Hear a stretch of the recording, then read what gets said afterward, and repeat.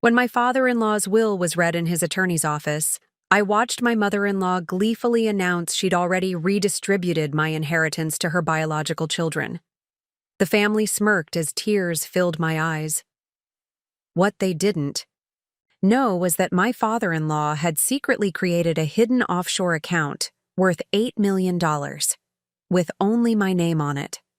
Their faces turned ashen white when they discovered the truth at the family meeting I arranged. 3 months later. Before we jump back in, tell us where you're tuning in from, and if this story touches you, make sure you're subscribed, because tomorrow, I've saved something extra special for you. The mahogany conference table in the attorney's office gleamed, under recessed lighting as the Westbrook family gathered for the reading of Jonathan Westbrook's will. 7 people sat in tense silence: myself, my husband Derek, my mother-in-law Elaine, her 2 biological children Patricia and Richard, and Jonathan's longtime business partner Marcus. At the head of the table, attorney James Foster adjusted his glasses, his expression professionally neutral. I, Olivia Westbrook, felt distinctly like an outsider despite carrying the family name for the past 8 years. The others had arrived together. I'd received my notification separately. Already, an invisible line had been drawn. "Before we begin," Foster said, his voice measured and calm, "I want to express my personal condolences. Jonathan was not just a client, but a friend of 30 years. Elaine dabbed at dry eyes with a monogrammed handkerchief. "Thank you, James. This is difficult for all of us." Her gaze swept the room, deliberately skipping over me. The weight of Jonathan's absence pressed against my chest. Unlike the others, my grief wasn't performance. He had been the only Westbrook who had truly welcomed me, the daughter of immigrants, the scholarship girl, the one who hadn't been born into the right circles, the one Jonathan had mentored at his investment firm before I'd ever met his son. "Let's proceed," Foster said, opening a leather portfolio. "The document I'm about to read represents Jonathan's final wishes as expressed 3 months before his passing." I noticed Richard check his watch, the custom Patek Philippe that Jonathan had given him for his 30th birthday. Patricia tapped manicured nails against the table's surface. Derek, my husband, stared blankly ahead. Emotional vacancy, his default state since his father's diagnosis 18 months ago. Foster began reading the standard legal preamble, but I barely heard the words. Instead, I remembered Jonathan's voice from our last private conversation, weak but determined as cancer ravaged his once powerful frame. "Listen carefully, Olivia," he had whispered from his hospital bed. "Things aren't always what they seem. Promise me you'll remember that." The time, I'd attributed his cryptic words to medication. Now, I wasn't so sure.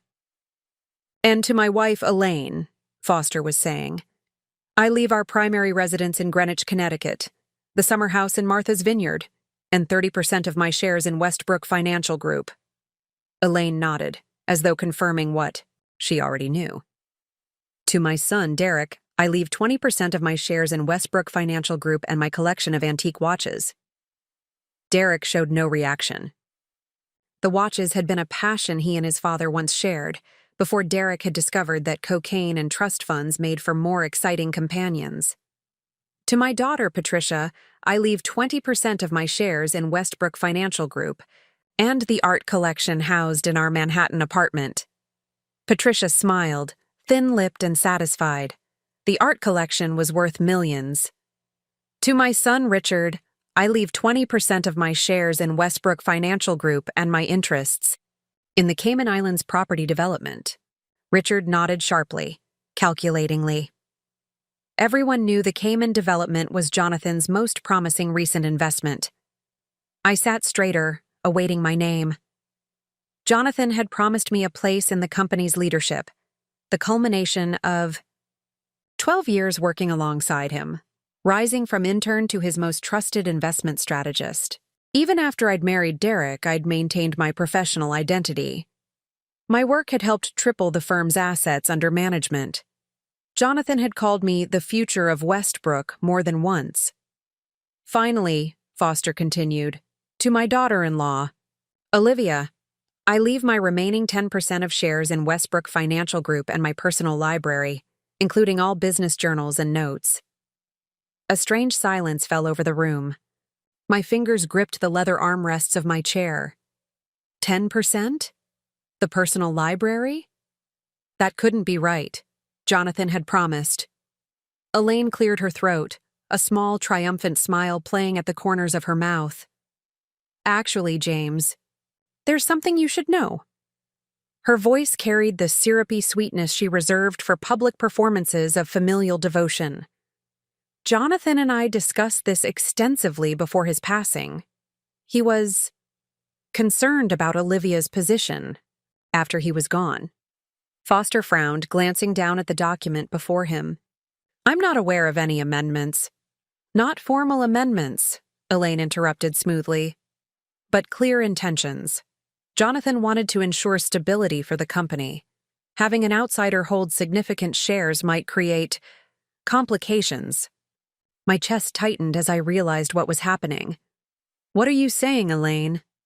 She turned to me, eyes glittering with barely concealed hostility. Simply that Jonathan expressed concerns about your judgment, dear. He worried you might make emotional decisions without his guidance. That's not true, I said, my voice steadier than I felt. Jonathan trusted my judgment implicitly. Elaine continued as if I hadn't spoken. As executrix of the estate, I've already taken the liberty of redistributing Olivia's shares among family members who understand the business. She gestured to her children. It's what Jonathan would have wanted. The blood drained from my face. You can't do that. I'm afraid she can, Richard interjected, not bothering to hide his satisfaction. Mother has broad discretionary powers as executrix. Foster looked uncomfortable. This is highly irregular, Elaine. The will clearly states. The will also grants me authority to manage the estate's assets as I see fit, Elaine countered. I'm simply exercising that authority in Jonathan's best interest. I turned to Derek, silently pleading for support. He avoided my gaze, studying the table's wood grain with sudden fascination. Derek? My voice sounded small even to my own ears. He shrugged, still not meeting my eyes. Mom knows what Dad wanted, Liv. In that moment, something crystallized within me. The subtle undermining over 8 years of marriage, the canceled dinner invitations, the accidental exclusion from family photographs, the whispered conversations that stopped when I entered rooms. The campaign to isolate me had been so gradual I'd hardly noticed it happening, until now, when they felt confident enough to strip me of my professional legacy in broad daylight. I stood, gathering my purse with trembling hands. This isn't over. Patricia laughed, the sound like breaking glass. Don't be dramatic, Olivia. You married into this family. You didn't earn your place in the business. 12 years of work. Thousands of hours building client relationships. Countless nights analyzing market trends while Derek attended charity galas with whatever socialite caught his attention that week. All dismissed with a single sentence. I think we're finished here, Elaine announced, rising from her chair. James, please make the necessary adjustments to reflect our discussion. Foster looked trapped between professional obligation and personal discomfort. I'll need to review the legal implications. Do what you need to, Elaine cut him off. But I expect this resolved quickly. The company needs stability during this transition. As the family gathered their belongings, preparing to leave, Marcus finally spoke. The silver-haired man had sat silently throughout the proceedings, observing with inscrutable eyes. Jonathan would be disappointed, he said quietly, looking directly at Elaine. She froze momentarily before regaining her composure. You don't speak for my husband, Marcus. 50 years of friendship suggests otherwise. He stood, buttoning his immaculate suit jacket, Olivia, might I have a word in private? 5 minutes later, Marcus and I sat in his sleek Tesla, parked far enough from the attorney's office to ensure privacy. Despite his 70 years, Marcus Garrett projected an energy that made him seem decades younger. His eyes, sharp, intelligent, and kind, studied me with concern. "They've been planning this for months," he said without preamble. Jonathan knew. My head snapped up. He knew, and he didn't stop it? Marcus smiled, a hint of the strategic brilliance that had made him and Jonathan legends in financial circles. Jonathan Westbrook never lost a game in his life, Olivia. He certainly wasn't about to start by losing his final one. "I don't understand." "Check your personal email, the one only you access. Not today, not tomorrow. 3 days from now, at exactly 3:17 p.m. Can you remember that?" 3:17 p.m., 3 days from now, I repeated automatically. "Why?" "Because Jonathan timed everything precisely. You'll understand when you see it." I shook my head, confusion battling with the raw wound of betrayal. "Marcus, they've taken everything. My shares, my position." "They've taken what they could see," he corrected gently. Jonathan was playing chess while they were playing checkers. Always. What does that mean? Marcus started the car, the electric motor humming to life. It means Jonathan knew exactly who was trustworthy and who wasn't. It means he protected what mattered most. He glanced at his watch. A simple Timex, not one of the luxury brands the Westbrooks favored. "I need to get back before they notice. I'm gone. 3 days, 3:17 p.m. Don't tell anyone, not even Derek." "Derek," I repeated, the name suddenly foreign on my tongue. "He just sat there, Marcus. He didn't say a word." Something like disappointment flickered across Marcus's face. Jonathan hoped until the end that Derek would find his backbone. Some hopes even Jonathan Westbrook couldn't realize. As he drove me back to my apartment, not the Westbrook family mansion where Derek and I nominally lived, I felt strangely calm. The shock had given way to a clarity I hadn't experienced in years. The cage had always been gilded, but today, I'd finally seen the bars. Soft music transition. The next 72 hours passed in a fog of automated responses and mechanical actions. Derek called twice, his messages carefully crafted by Elaine, I had no doubt. The Westbrook machine was already in motion, releasing statements about restructuring and family leadership to industry publications. My office access had been revoked before I'd even reached home from the attorney's meeting. 12 years of my life, erased with brutal efficiency. I waited, counting, down the hours. Whatever Jonathan had planned, it was my last hope. At precisely 3:17 p.m. on the third day, my personal email chimed. The sender, JW Secure Holdings. My hands shook as I clicked it open. My dear Olivia, if you're reading this, then events have unfolded as I anticipated. I've watched Elaine and her children maneuver for position these past months, and I've seen Derek's failure to stand as your partner. For this, I am deeply sorry. I placed hope in my son that he would grow into the man you deserve. That failure is perhaps my greatest regret. But I've never been one to leave matters to hope alone. You've wondered, I'm sure, about my frequent travels to Singapore and Zurich over the years. The official explanation, establishing new markets for Westbrook, was true, but incomplete. I was also creating something beyond Elaine's reach or knowledge. Access the attached secure link using your birth date, followed by the day we first met. Office elevator. Remember you spilled coffee on my tie. What you'll find there is your true inheritance, a trust I've built over 20 years, untouchable by Westbrook family machinations.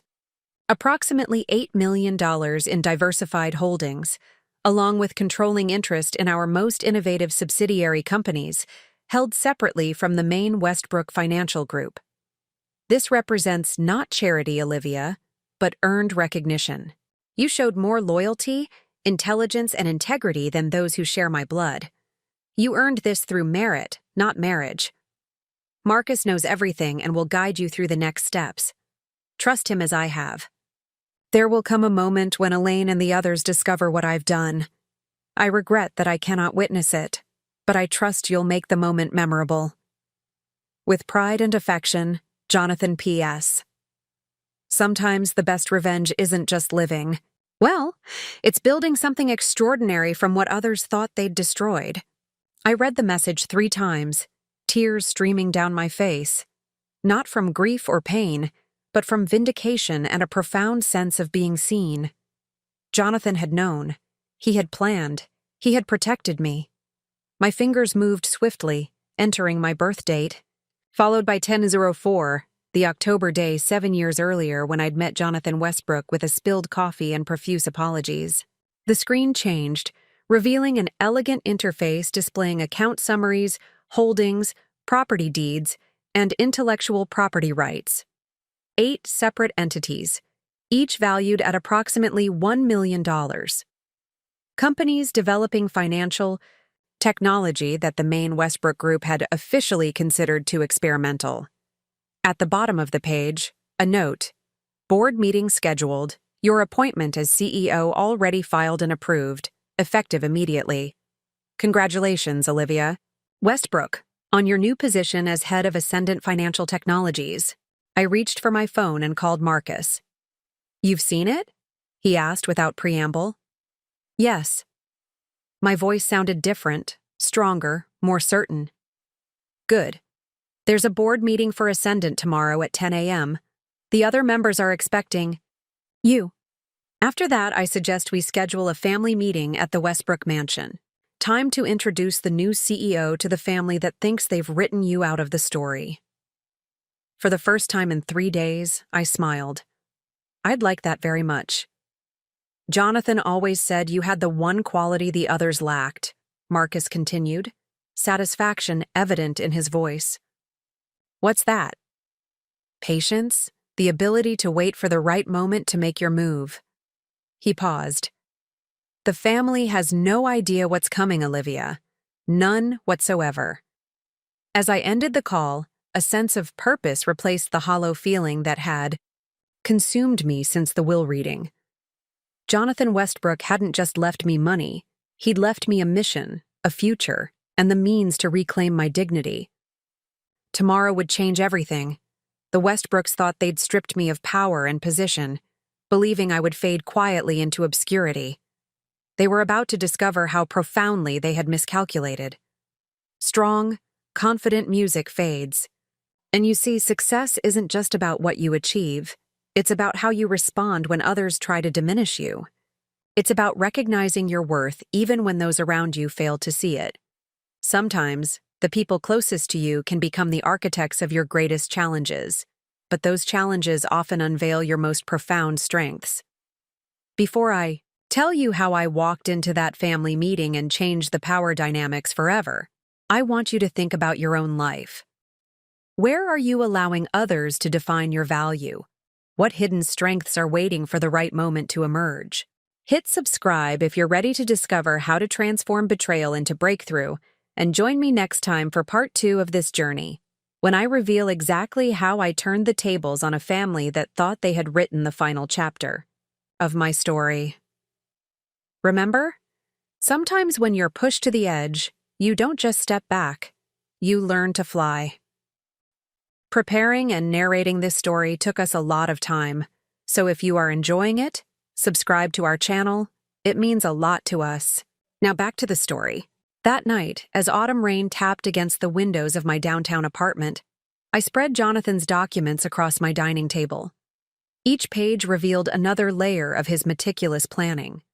For 3 years, while cancer slowly claimed his body, he had been quietly building a fortress around what he valued most: innovation, integrity, and the future he envisioned for his legacy. A legacy he had entrusted to me, not his biological children. The Ascendant Financial Technologies portfolio contained 7 cutting-edge fintech startups that Westbrook Financial Group had officially passed on investing in.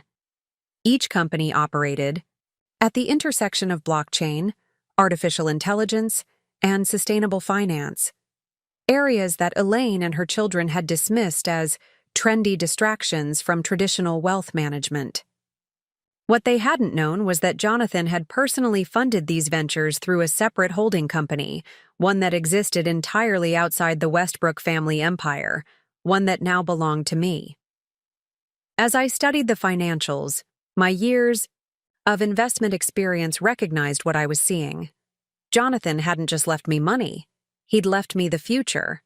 While Westbrook Financial Group managed old wealth with traditional methods, Ascendant was positioned to create new wealth through innovation. Within 5 years, if current projections held, Ascendant would surpass Westbrook in both value and influence. Jonathan had seen it all coming, including Elaine's betrayal. My phone buzzed with a text from Derek. "We need to talk about your office belongings. Mother says they need your space cleared by Friday. No questions about how I was doing. No acknowledgement of what had happened. Just logistics for erasing me more efficiently." I didn't respond. Derek Westbrook, the man who had once vowed to stand beside me, for better or worse, had made his choice. He'd chosen family money over marital loyalty. He'd chosen the path of least resistance. I closed my eyes, remembering Jonathan's favorite advice. The most successful people aren't those who avoid obstacles. They're those who learn to transform obstacles into stepping stones. It was time to start transforming. Music shifts to something more energetic. The Ascendant Financial Technologies headquarters occupied the top floor of a sleek glass tower in the city's emerging tech district, deliberately distant from the Westbrook Financial Group's century-old stone edifice downtown. As I stepped off the elevator at precisely 9:45 the next morning, Marcus was waiting, a proud smile warming his weathered face. "Ready to meet your team?" he asked, offering his arm with old-world courtesy. The boardroom hummed with quiet energy. 6 people rose as I entered, 3 men and 3 women, diverse in age and background, unified by the sharp intelligence in their eyes. These were Jonathan's other investments, I realized, not just companies, but people he had identified as visionaries in their fields. "Everyone," Marcus announced, "meet Olivia Westbrook, Jonathan's chosen successor and Ascendant's new CEO." The introductions flowed. Dr. Amara Chen, quantum computing expert; Raj Patel, blockchain architecture pioneer; Sophia Gonzalez, algorithmic trading systems designer; Daniel Kim, sustainable investment strategist; Layla Washington, cybersecurity specialist; and Robert Winters, regulatory compliance innovator. Not one old money connection among them. All brilliant, all selected on merit rather than pedigree. "Jonathan spoke highly of you," Dr. Chen said, her handshake firm. "He said you could see around corners. He mentioned you had the rare ability to understand both human nature and market forces," added Sophia, "a combination he valued above all others." As we took our seats, Marcus distributed tablets containing the quarterly reports. "Ascendant has been operating in stealth mode for 3 years," he explained. "Jonathan wanted to build something substantial before going public with the venture. And now?" I asked, settling into the chair at the head of the table, Jonathan's chair. Marcus smiled. "Now we execute Phase 2. As outlined in Jonathan's succession plan, Ascendant will announce its existence and your leadership simultaneously. The press release goes out at noon." My heart stuttered. "Today? That's..." "Perfect timing," Robert interjected. "The Westbrook Financial Group quarterly report releases tomorrow. The market will immediately compare the traditional approach against our innovation portfolio and find us superior in every metric that matters for future growth," Layla added. "We've run the analytics. The contrast couldn't be clearer." I understood the strategy immediately. Jonathan hadn't just built me an alternative to Westbrook. He'd created a direct competitor poised to outshine them at the exact moment they thought they'd secured their position. "There's more," Marcus said, sliding a leather portfolio across the table. "Jonathan left specific instructions about today. After our announcement, he wanted you to invite the Westbrook family to a meeting at the mansion. His mansion, technically, though Elaine believes it's now solely hers." "What kind of meeting?" I asked, though I was beginning to sense Jonathan's endgame. "A reckoning," Marcus replied simply. "One that's long overdue." The board meeting proceeded with remarkable efficiency. Each team member presented their division's progress, outlining strategies that made it clear why Jonathan had invested in them. These weren't just talented individuals, they were revolutionaries in their fields, people who saw the financial world not as it was, but as it could be. By 11:30, we had unanimously approved the press release and public launch strategy. At 11:55, we gathered around a screen to watch the announcement go live. At precisely noon, financial news channels across the country simultaneously received the statement. Ascendant Financial Technologies, a previously undisclosed venture founded by the late Jonathan Westbrook, announces its public launch with $8 million in diversified holdings and controlling interest in 7 cutting-edge fintech companies. Olivia Westbrook, previously senior investment strategist at Westbrook Financial Group, has been appointed CEO by unanimous board approval, executing Jonathan Westbrook's explicit succession plan. My phone exploded with notifications almost immediately. Emails from industry colleagues, text messages from former clients, and finally, the call I had been expecting. Derek. I let it go to voicemail. Then Elaine. Then Richard. Then Patricia. All within 5 minutes of each other. "They're panicking," Marcus observed, watching the rapid succession of calls. Exactly as Jonathan predicted. I played Derek's voicemail on speaker. "Olivia, what the hell is this? Some kind of joke? Call me immediately." His voice trembled, with anger tinged with fear. "And now," Marcus said with quiet satisfaction, "we complete Jonathan's chess move, the family meeting." I composed a single text message and sent it to all 4 Westbrooks. "Family meeting. Westbrook Mansion. 7 p.m. tonight. Attendance mandatory for all parties interested in the future of Westbrook Financial Group." Elaine responded, "Immediately. This is my home now. You have no right." I smiled, remembering the document I'd discovered in Jonathan's files, the one showing that while Elaine had been granted lifetime use of the property, actual ownership had been placed in a trust with specific governance conditions. My response was simple. "Check the property trust documents, Elaine. Page 9, paragraph 4. I'll see you at 7. Transitional music." The Westbrook Mansion stood like an alabaster fortress at the end of a tree-lined drive in Greenwich's most exclusive neighborhood. Built in 1913 by Jonathan's great-grandfather, its colonial revival architecture spoke of old money and established power. As my Uber approached the wrought iron gates at 6:45 p.m., I felt a strange sense of detachment.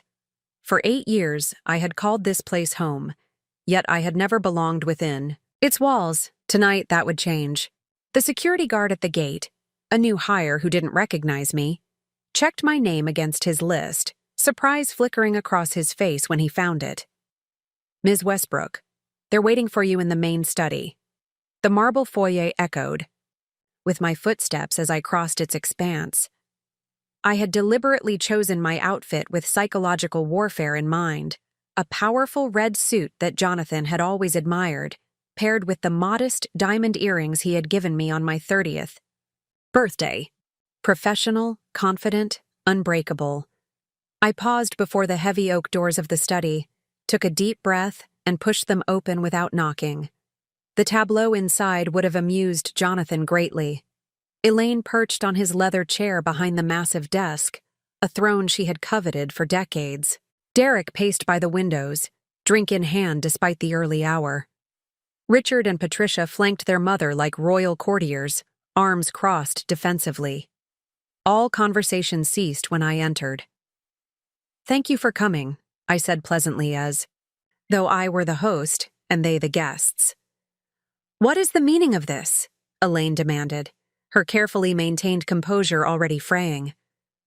"This announcement today. This company. Using the Westbrook name without authorization?"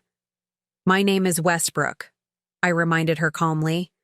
"At least until the divorce papers are filed." Derek's head snapped up. "Divorce? Olivia, don't be dramatic." "Dramatic would have been making a scene at the will reading," I replied, setting my briefcase on an antique side table. "This is simply business." Richard stepped forward, his tall frame attempting to intimidate through proximity. "Whatever game you're playing, it won't work. Father left control of Westbrook Financial Group to the family. Your little startup is meaningless." I smiled, the expression not reaching my eyes. "Is it meaningless that Ascendant stock rose 17% in the first 4 hours of trading? Is it meaningless that 6 major clients have already called to transfer their portfolios from Westbrook to Ascendant?" I turned to Elaine. "Perhaps you should check the messages from your assistant. I believe Congressman Wilson's office has been trying to reach you regarding his family's considerable holdings." The color drained from Elaine's face. Wilson was one of Westbrook's oldest and most lucrative clients. "You're poaching our clients," Patricia accused, her voice rising. That's unethical." "Clients make their own decisions," I corrected. "They follow value, innovation, and trust. All qualities Jonathan cultivated, and all qualities you've systematically undermined." I removed a document from my briefcase and placed it on the desk. "This might interest you, Elaine. It's the trust document governing ownership of this property. You'll note that while you have lifetime use rights, the actual ownership is more complicated." Her manicured fingers snatched the paper, eyes narrowing as she scanned its contents. "This is absurd. Jonathan would never—" "Jonathan did exactly what he felt necessary to protect his legacy," I interrupted.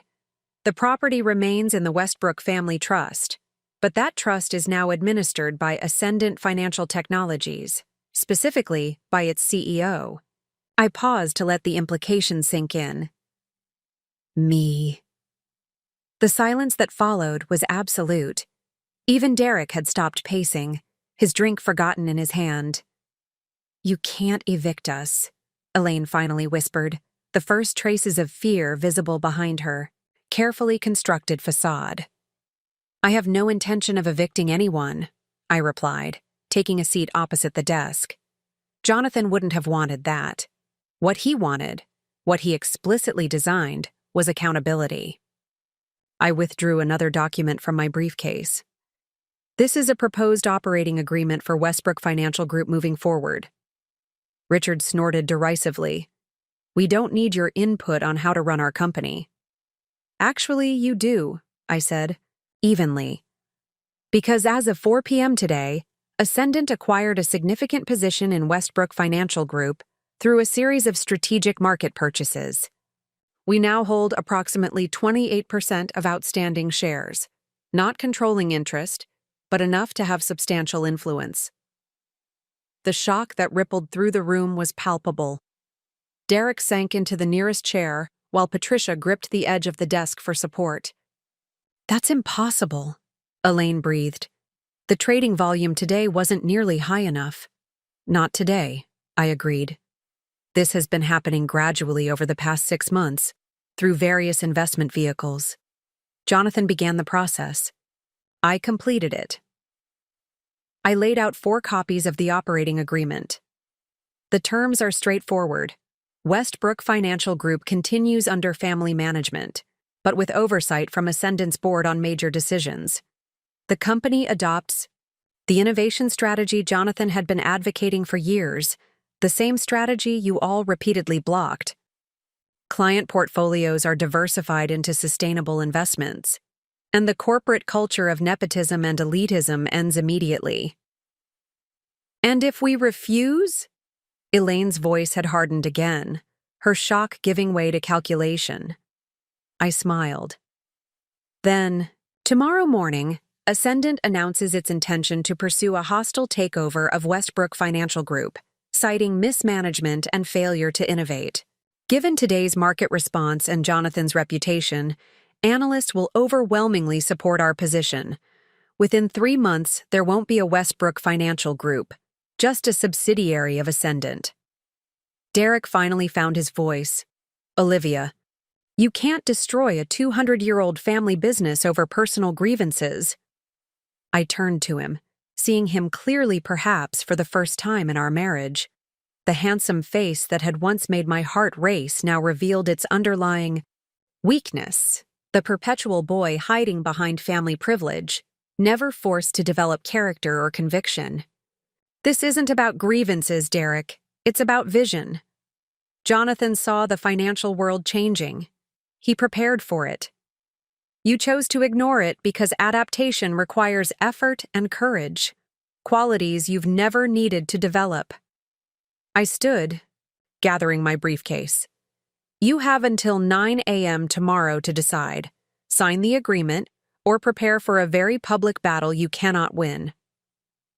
As I turned to leave, Elaine called after me, desperation edging into her voice. He was my husband for 40 years. Everything he built, we built together. You were just an employee who caught our son's eye. I paused at the doorway, turning back with a sense of calm certainty.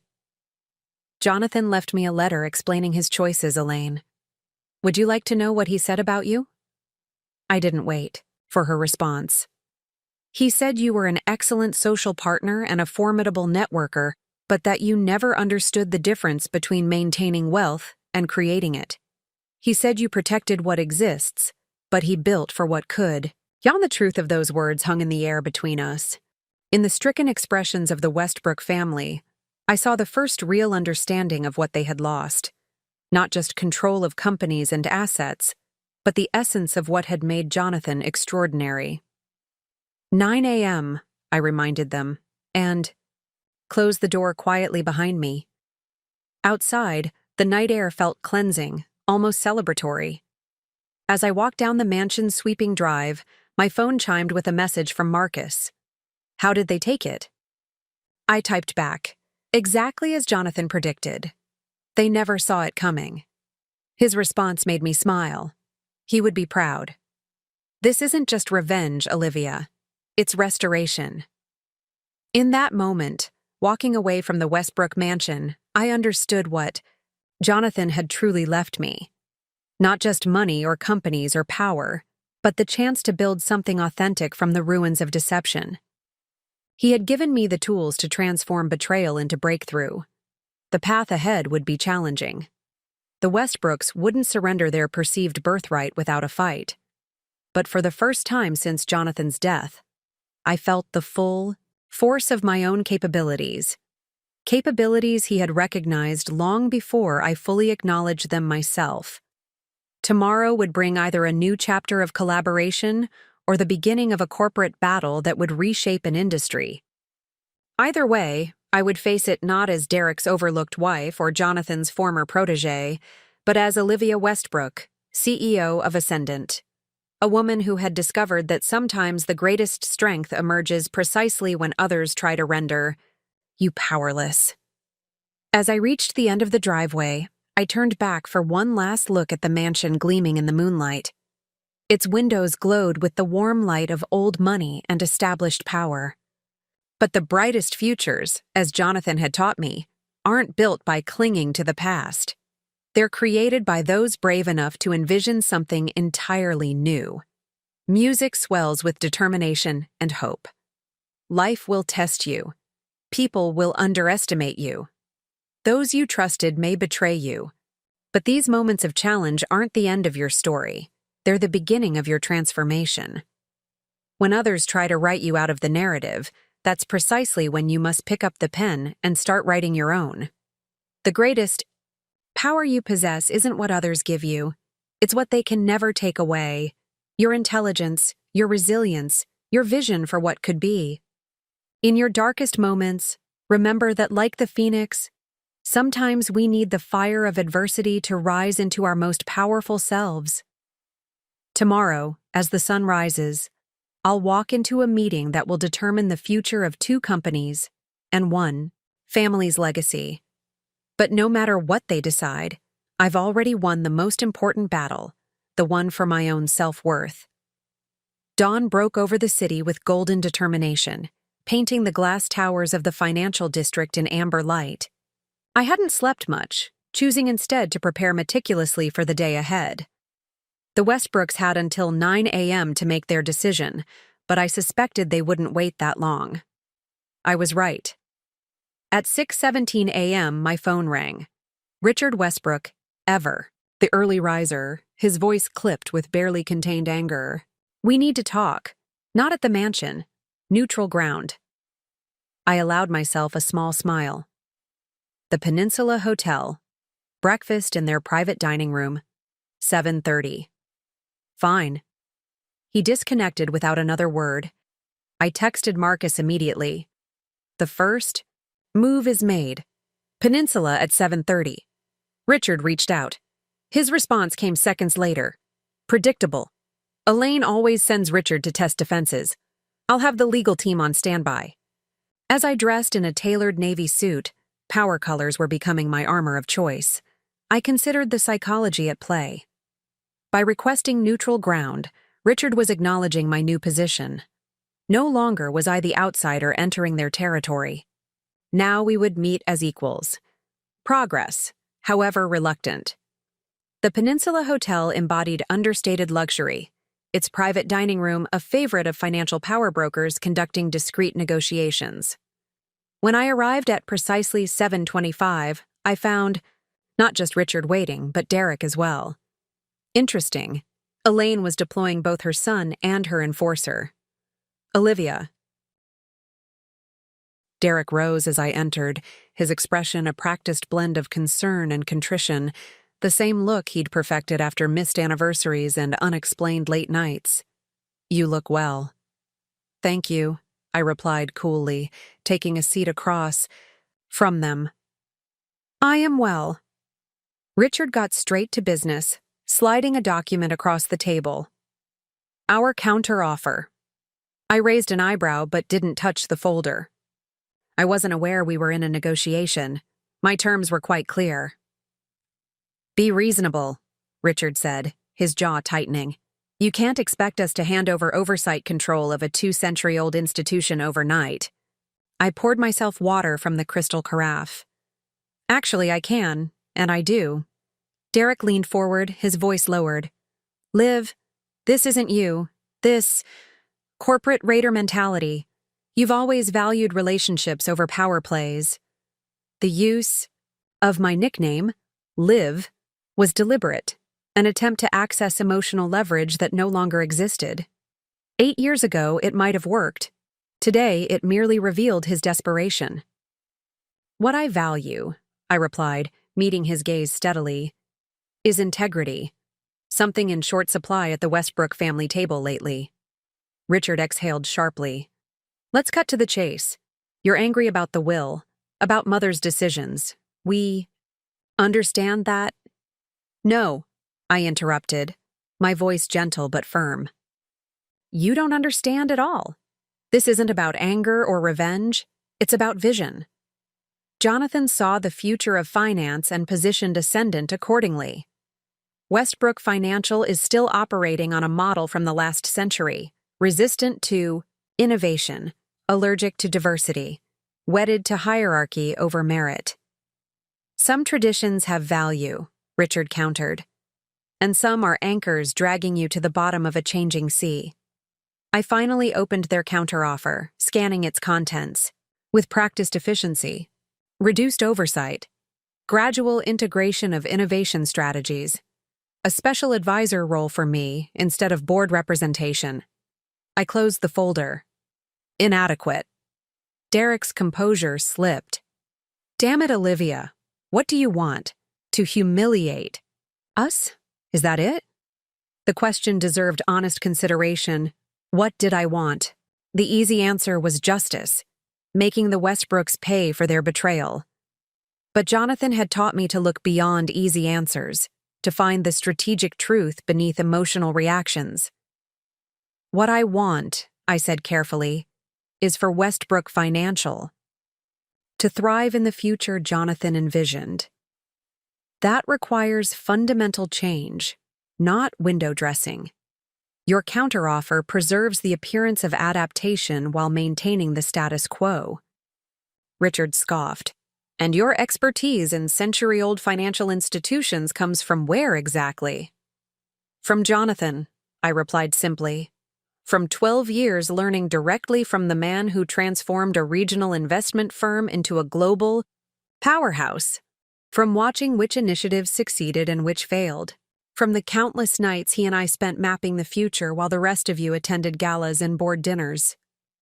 A flash of something, perhaps recognition, perhaps respect, crossed Richard's face before his defensive mask returned. The board won't accept external oversight, he stated flatly. Then the board will face a takeover battle they cannot win, I countered. Ascendant stock rose another 8% in after-hours trading. 3 major financial news networks have requested interviews with me today. The narrative is forming, Richard. Innovation versus stagnation. Merit versus nepotism. Which side do you think the market will support? Derek pushed his untouched coffee aside. There must be a compromise.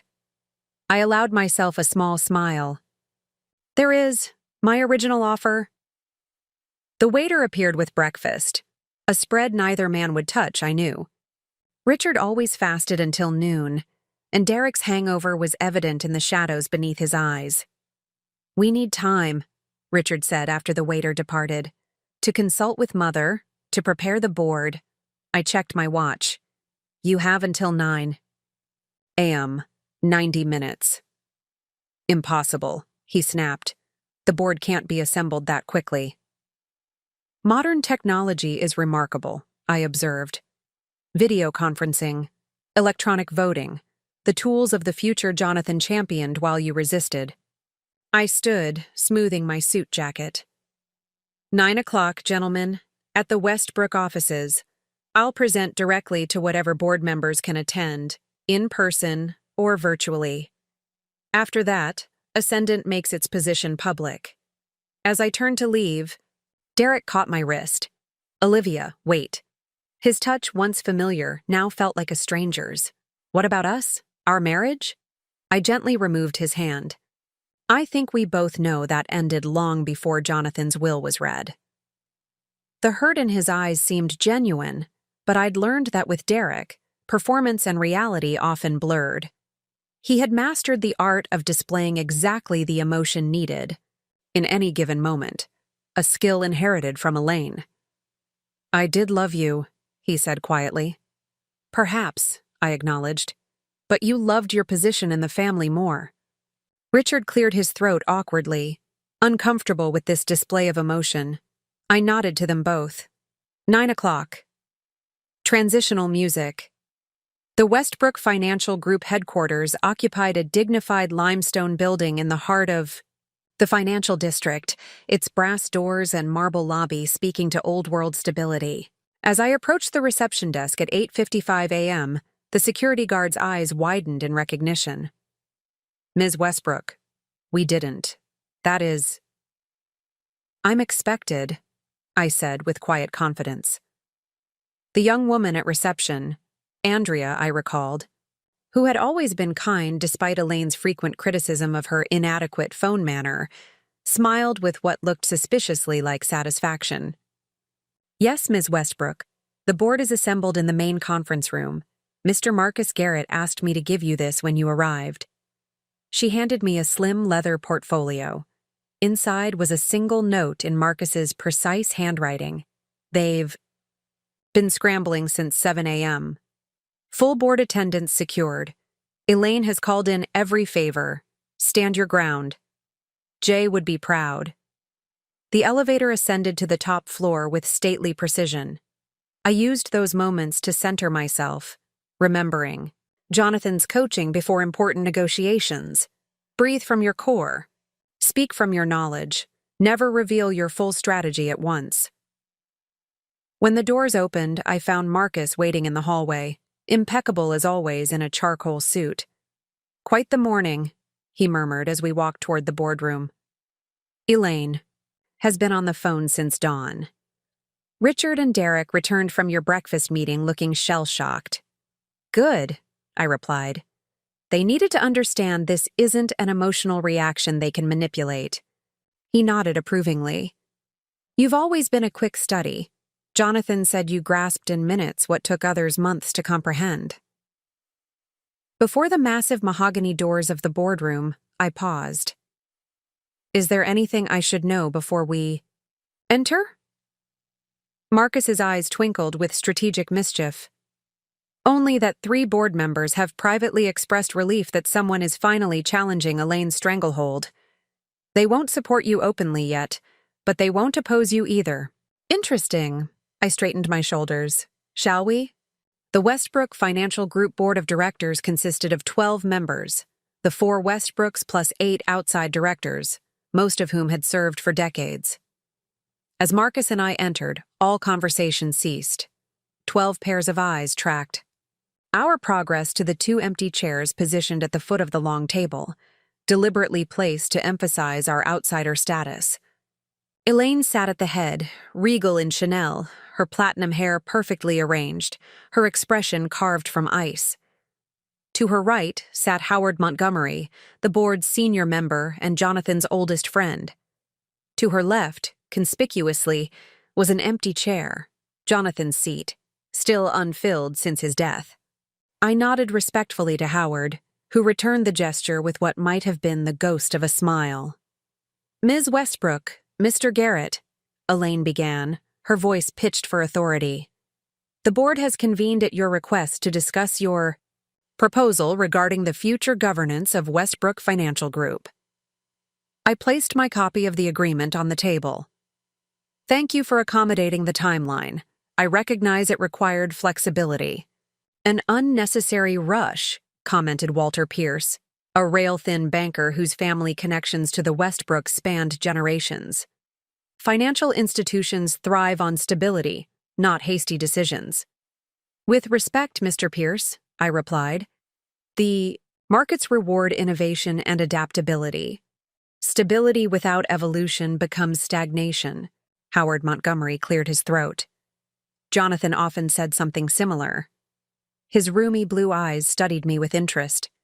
He was particularly fond of comparing financial institutions to sharks, either moving forward or drowning. Smiled, recognizing the implicit support. Jonathan had a gift for vivid analogies. "We're not here to reminisce," Elaine cut in sharply. "We're here to address Ms. Westbrook's demands and their implications for this institution." "Not demands," I corrected gently. "Opportunities." "The agreement before you offers Westbrook Financial Group access to the technological innovations and market positioning that Ascendant has developed, advantages this company urgently needs to remain competitive." Richard scoffed. "We've survived 2 world wars, the Great Depression, and the 2008 financial crisis. I think we'll manage without your startup's innovations." "Past performance is no guarantee of future results," I quoted, the investment warning that was printed on every Westbrook financial document. "The financial landscape is changing. Cryptocurrency, algorithmic trading, sustainable investing, these aren't passing trends. They're the new foundations." I opened my portfolio and distributed a single-page analysis to each board member. "This projects Westbrook Financial's market position over the next 5 years if current strategies continue unchanged. The decline begins gradually, then accelerates significantly in years 3 through 5. The board members studied the document with varying expressions of concern, skepticism, and resignation. "These projections are speculative," Elaine dismissed, though I noticed she continued to examine the numbers closely. "They're based on verifiable market trends and Westbrook's own historical resistance to adaptation," Marcus interjected. "Jonathan commissioned this analysis 6 months ago. He found it compelling enough to create Ascendant as a hedge against Westbrook's potential decline. This revelation sent a ripple of unease through the room. Jonathan's business acumen had been legendary. If he had feared for Westbrook's future, that carried weight. Howard Montgomery removed his reading glasses. "I find myself curious, Ms. Westbrook. If Jonathan was so concerned about the company's direction, why create a separate entity rather than implement changes here directly?" The question was fair, and I respected Howard for asking it directly. Jonathan tried for years to modernize Westbrook's approach. The board minutes document 17 separate proposals for innovation initiatives, all of which were voted down. I glanced pointedly at Elaine, usually led by opposition from the same voices. Elaine's perfectly manicured nails tapped a staccato rhythm on the polished table. Jonathan had brilliant ideas, but not all were practical. My responsibility, as both wife and board member, was to temper vision with pragmatism. "There's a fine line between pragmatism and resistance to necessary change," I observed. Jonathan ultimately determined that building from scratch would be more efficient than fighting entrenched opposition. Derek, who had remained uncharacteristically silent, finally spoke. "You make it sound like Father had given up on the company he inherited." "Not given up," I corrected. "Hedged his bets. Jonathan was, above all, a prudent investor. He created Ascendant not to replace Westbrook, but to ensure his legacy of innovation continued somewhere if it couldn't continue here." I leaned forward, addressing the entire board. "The agreement before you honors that intention. It preserves Westbrook's identity while infusing it with the forward-thinking approach Jonathan valued. It's not a hostile takeover, it's a lifeline." Walter Pierce harumphed skeptically. "A lifeline that conveniently gives you oversight authority." "Not me personally," I clarified. "Ascendant's board, on which I serve as chair but not sole decision-maker. The oversight ensures that innovation initiatives aren't summarily dismissed, without proper evaluation, as has happened repeatedly in the past." Howard Montgomery tapped his pen thoughtfully against his notepad. "And if we reject this agreement, you proceed with a takeover attempt?" "We proceed with the strategy Jonathan outlined," I confirmed. "It's not my preference, but Ascendant has both the market position and the mandate to act." A heavy silence fell over the room as the board members contemplated the choice before them. Elaine's expression had hardened into a mask of controlled fury. Richard studied the agreement with narrowed eyes, searching for loopholes. Patricia seemed bored, checking her watch surreptitiously. And Derek watched me with an unsettling mixture of resentment and something that might have been admiration. Finally, Howard Montgomery turned to Elaine. "I suggest we deliberate privately now." I nodded and rose from my chair. "Of course.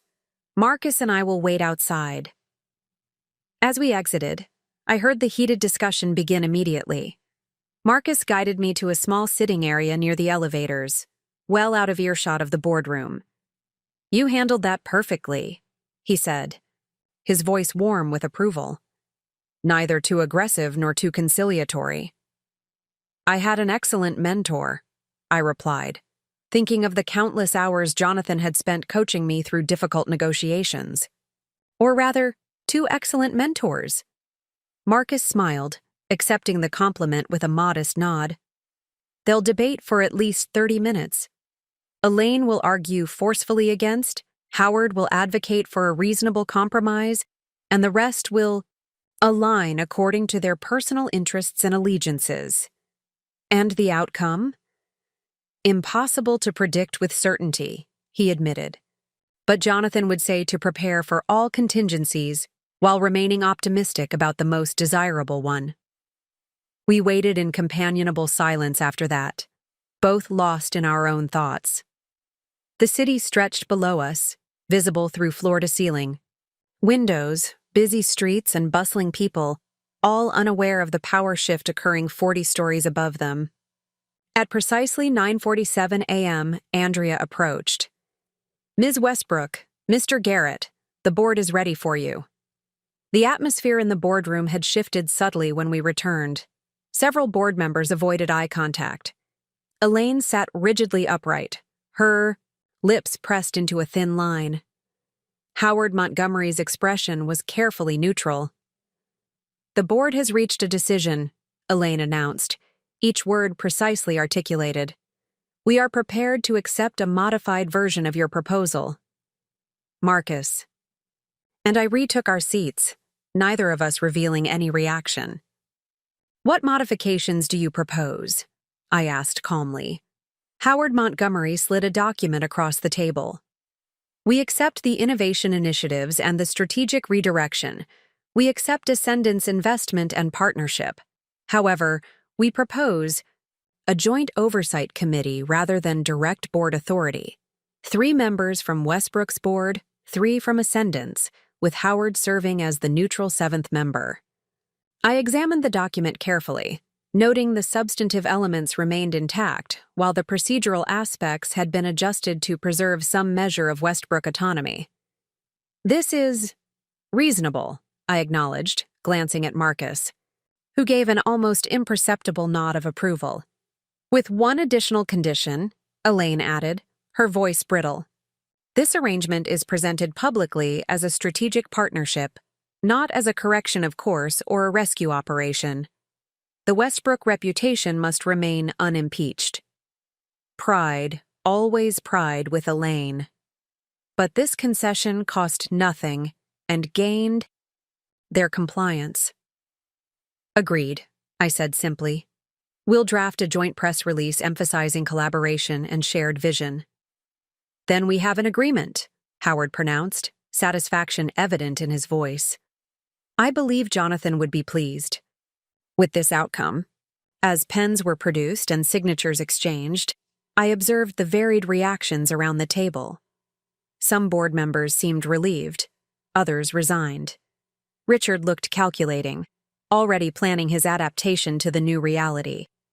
Patricia appeared bored, having lost interest once the drama concluded.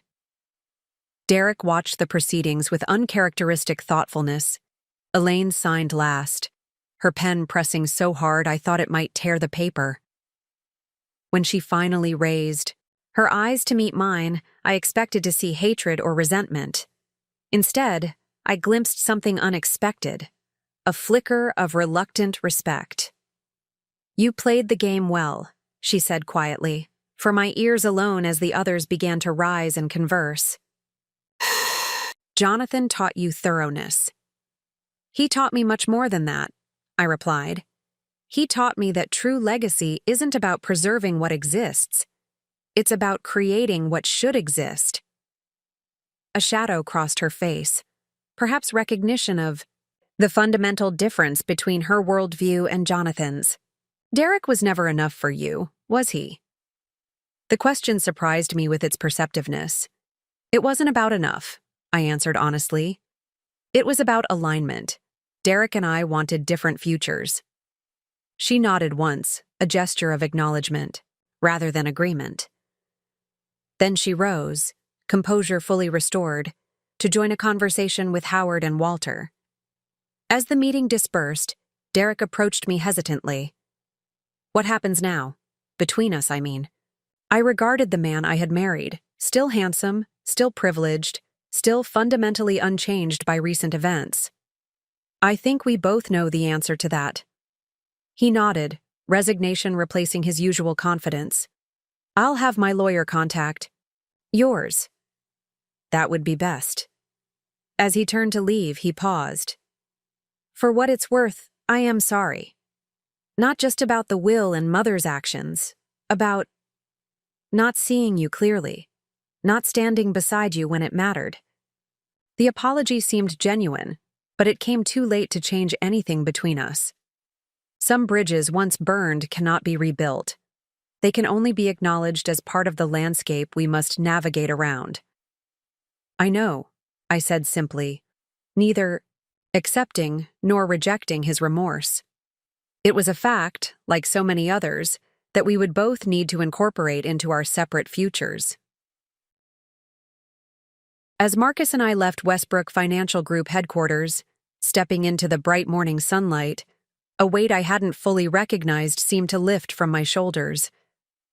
The agreement secured Jonathan's vision for the future while honoring his past. The confrontation I had dreaded had transformed into collaboration, however reluctant. "What are you thinking?" Marcus asked as we waited for the car that would take us back to Ascendant. I considered the question carefully. "I'm thinking about something Jonathan often said, that success isn't reaching a destination, it's creating a path where none existed before." Marcus smiled, sunlight catching the silver in his hair. "He would be proud of the path you've created today." The car arrived, sleek and modern, much like Ascendant itself. As we settled into the leather seats, my phone chimed with an incoming email. The subject line read, "Joint press release. Approved. All parties." The future was unfolding exactly as Jonathan had envisioned. Not through conquest or capitulation, but through strategic transformation, turning obstacles into opportunities, challenges into chances for growth. "You know," Marcus mused as we pulled away from the curb, "in all my years working with Jonathan, I never saw him more animated than when he was planning Ascendant. He believed in your potential even before you fully recognized it yourself." The truth of those words resonated deeply. Jonathan hadn't just left me money or companies or power. He had left me the confidence to claim my own value in a world determined to discount it. That was the true inheritance, worth far more than $8 million or any corporate position. He had given me the tools to build my own legacy, not just preserve his. As our car navigated through midtown traffic toward Ascendant's headquarters, I gazed at the city skyline, not with the outsider's longing I had once felt, but with the confidence of someone who had earned her place in its landscape. Sometimes the greatest gifts come disguised as our greatest challenges. When others attempt to diminish you, they inadvertently create the perfect conditions for your most profound growth. Every obstacle they place in your path becomes a stepping stone to heights they never imagined you could reach. Your worth isn't determined by others' perceptions. Your potential isn't limited by their expectations, and your future isn't constrained by their efforts to write you out of the story. When you stand firmly in your value, when you refuse to be diminished by others' judgments, you discover strengths you never knew you possessed. The very circumstances designed to break you become the foundation upon which you build something extraordinary.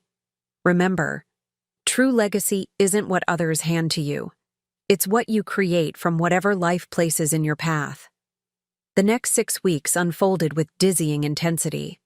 The joint press release announcing the strategic partnership between Westbrook Financial Group and Ascendant Financial Technologies sent ripples through the financial industry. Market analysts praised the move as visionary adaptation, while industry publications featured headlines like "Old Money Meets New Innovation, The Westbrook Evolution." What no one outside our immediate circle knew was how reluctantly that evolution had been embraced by certain members of the Westbrook family. I stood at the floor-to-ceiling windows of Ascendant's headquarters, gazing at the city skyline bathed in late afternoon sunlight. 6 weeks of 18-hour days had transformed both companies. The integration committee, 3 Westbrook board members, 3 Ascendant executives, and Howard Montgomery as chair, had worked tirelessly to merge Jonathan's traditional wealth management approach with cutting-edge financial technology. "Admiring your kingdom?" Marcus asked, joining me at the window with 2 cups of coffee. I smiled, accepting the steaming mug. "Not a kingdom, a landscape of possibility."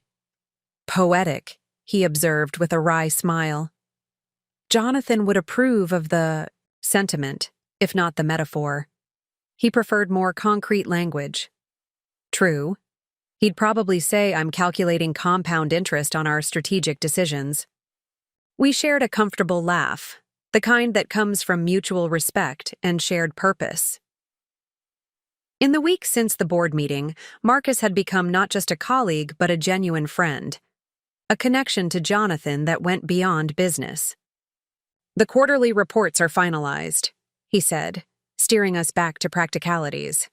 "Both companies showing remarkable growth. The market is responding exactly as Jonathan predicted." I nodded, sipping my coffee. "The integration is proceeding more smoothly than I expected." "With a few notable exceptions," Marcus added meaningfully. Those exceptions had names. Elaine, who attended integration meetings with frost-coated civility.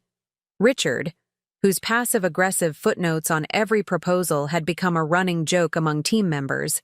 And Patricia, whose primary contribution had been to question the aesthetic design of new marketing materials. Derek, surprisingly, had maintained a low profile throughout the process. Our divorce proceedings had begun quietly, with minimal drama, a stark contrast to the battle I had anticipated. His lawyer had contacted mine with surprisingly reasonable terms, and we had reached an amicable settlement within weeks. "The exceptions are manageable," I replied, "and becoming less relevant as the benefits become more obvious." Even Richard had to acknowledge the success of the algorithmic trading platform after last week's performance. Marcus nodded, a glint of satisfaction in his eyes. "It's harder to argue against results. Speaking of which," he checked his watch, "the town hall meeting starts in 20 minutes. Are you ready?" The quarterly town hall was a tradition Jonathan had established years ago, a company-wide gathering where leadership shared results, strategy, and vision directly with employees. Today marked the first joint town hall between Westbrook and Ascendant staff, a symbolic milestone in our integration. "As ready as I'll ever be," I answered, straightening my shoulders. "Is Howard bringing Elaine?" He insisted, said her presence was essential for the optics, regardless of her personal feelings. I smiled slightly. Howard Montgomery had emerged as an unexpected ally in recent weeks. Despite his long friendship with the Westbrook family, his loyalty to Jonathan's vision had proven stronger than his deference to Elaine's wishes. Then let's not keep them waiting. Transitional music. The Grand Auditorium in Westbrook's headquarters had been designed in the early 1990s, its tiered seating and wood-paneled walls reflecting the traditional values of the institution. Today, however, those traditional elements were balanced by modern touches, digital displays showing real-time market data, a state-of-the-art presentation system, and subtle lighting that transformed the somber space into something more dynamic. As Marcus and I entered through the side door, I could feel the energy of nearly 300 employees, investment advisors, analysts, technology specialists, and support staff from both companies, gathered together for the first time. Elaine and Howard were already seated on stage, along with the other members of the integration committee. Elaine's expression remained carefully neutral, though I noted the slight tightening around her eyes when she saw me. Howard rose to greet us, his handshake warm and genuine. "Excellent turnout," he observed. "People are eager to hear the vision, directly from leadership. Particularly after the rumors," Marcus added quietly. The rumors had been inevitable: whispers of power struggles, speculation about mass layoffs, concerns about cultural clashes between the traditional Westbrook approach and Ascendant's more innovative methods. Today's town hall was as much about addressing those fears as it was about sharing quarterly results. As we took our seats on stage, I scanned the audience. In the front rows sat Westbrook's senior management, mostly men over 50, their expressions ranging from cautious to openly skeptical.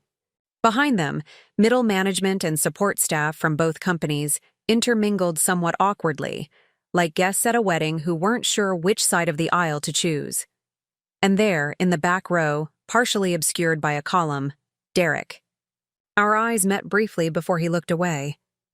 His presence surprised me. He rarely attended company functions even before our separation. Howard stepped to the podium, his authoritative presence immediately commanding attention. "Good afternoon, everyone." Today marks an important milestone in the evolution of both Westbrook Financial Group and Ascendant Financial Technologies.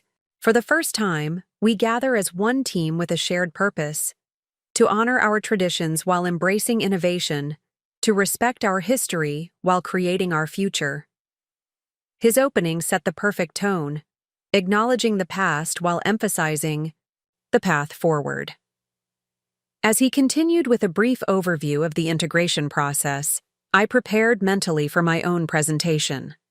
When Howard introduced me, the applause was polite but reserved. I understood their hesitation. To many Westbrook employees, I represented unwelcome change. To many Ascendant staff, I was still an unknown quantity despite my position as CEO. "Thank you, Howard," I began, my voice steady and clear. When Jonathan Westbrook founded Ascendant 3 years ago, he didn't envision it as a competitor to Westbrook Financial Group, but as a complement, a laboratory for financial innovation that could eventually strengthen both entities. I paused, letting the concept sink in. Today I want to share not just our quarterly results, which are exceptional, but the vision Jonathan entrusted to all of us.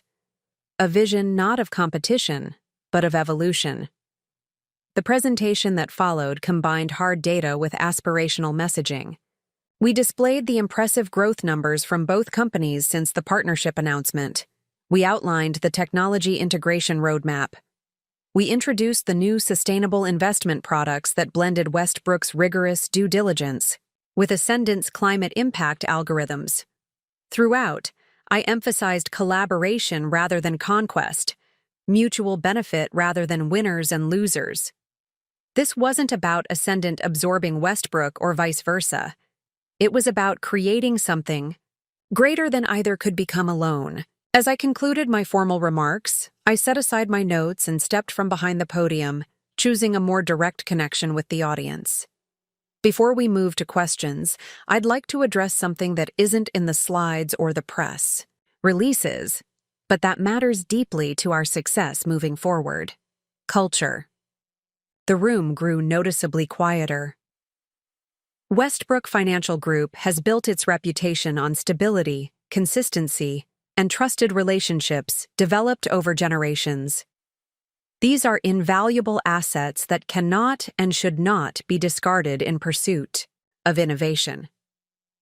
I could see surprise register on several faces, particularly among Westbrook's old guard, who had expected me to dismiss their traditions entirely. Equally important is Ascendant's culture of creative problem-solving, technological adaptation, and merit-based advancement. These qualities are essential for thriving in tomorrow's financial landscape.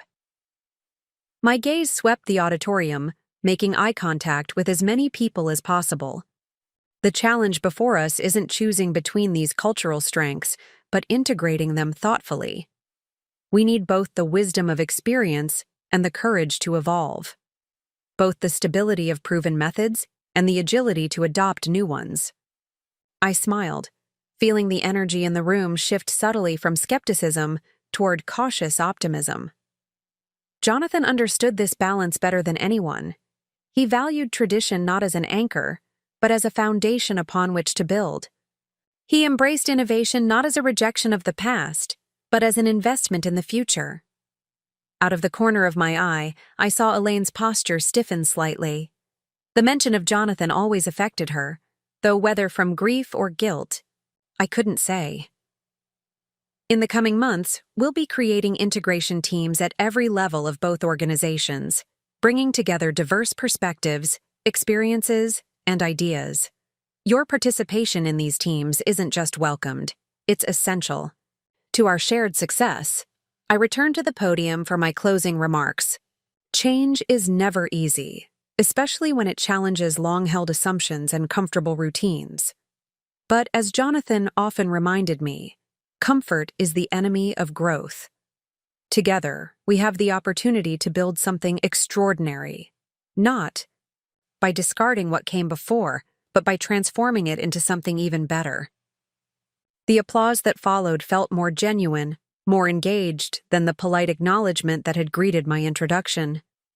As Howard returned to the podium to moderate the Q&A session, Marcus leaned over to whisper, "You're winning them over." The questions reflected both enthusiasm and concern. A senior Westbrook advisor worried about client reactions to the new technology platforms.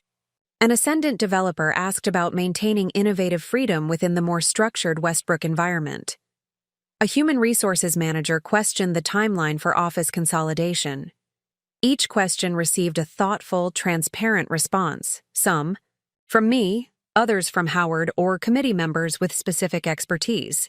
Throughout, I maintained the balance between honesty about challenges and confidence in our ability to overcome them.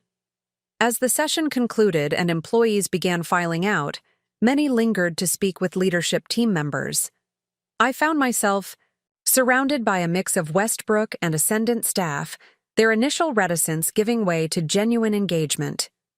"Ms. Westbrook?" A woman in her mid-30s approached, extending her hand. "Emily Carrington, Westbrook's Sustainable Investment Division." "I just wanted to say your presentation addressed exactly the concerns my team has been discussing." "Thank you, Emily. I'd love to hear more about those discussions. Your division will be central to our integrated approach moving forward." More conversations followed, some brief, others more substantive.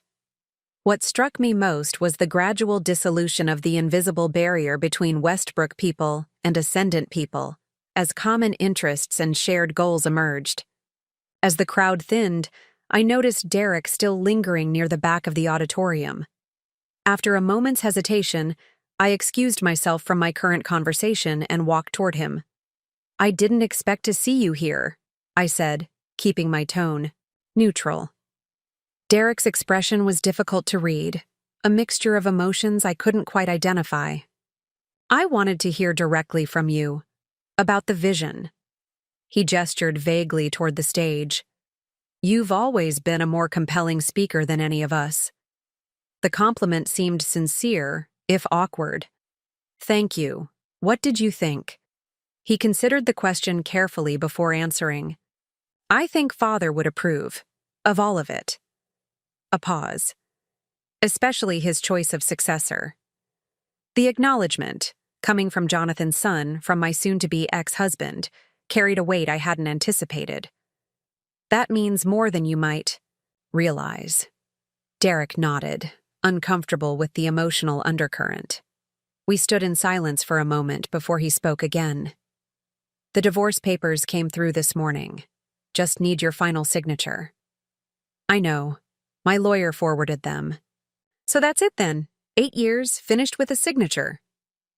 There was no bitterness in his voice, only a sort of bewildered resignation, as though he still couldn't quite comprehend how we had arrived at this point. "The marriage ends," I agreed softly, "but not everything we built together." His eyebrows rose slightly. "Like what?" "Like this." I gestured toward the now empty stage. "Your father's legacy, preserved and expanded. The foundation we're building between these two companies.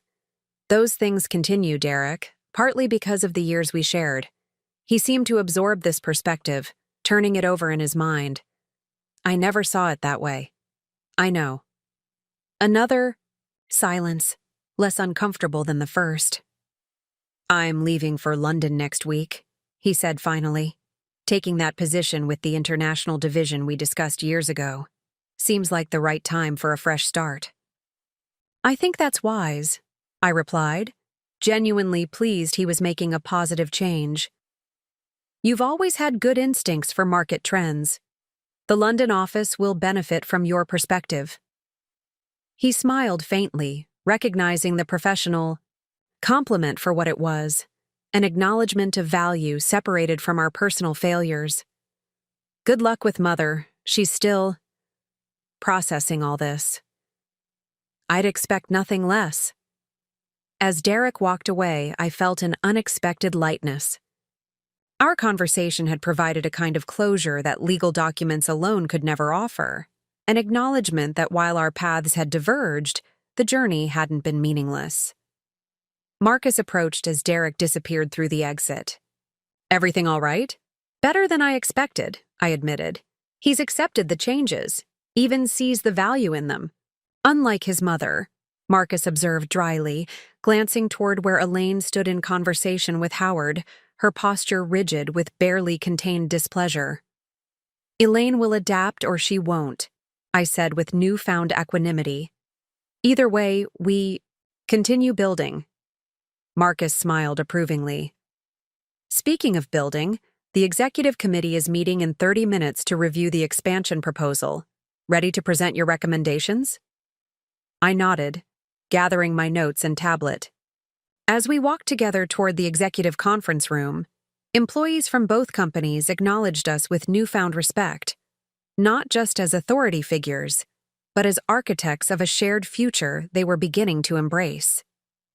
3 months. After the town hall meeting, I stood on the observation deck of Ascendant's headquarters, watching the first snowfall of winter dust the city with crystalline white.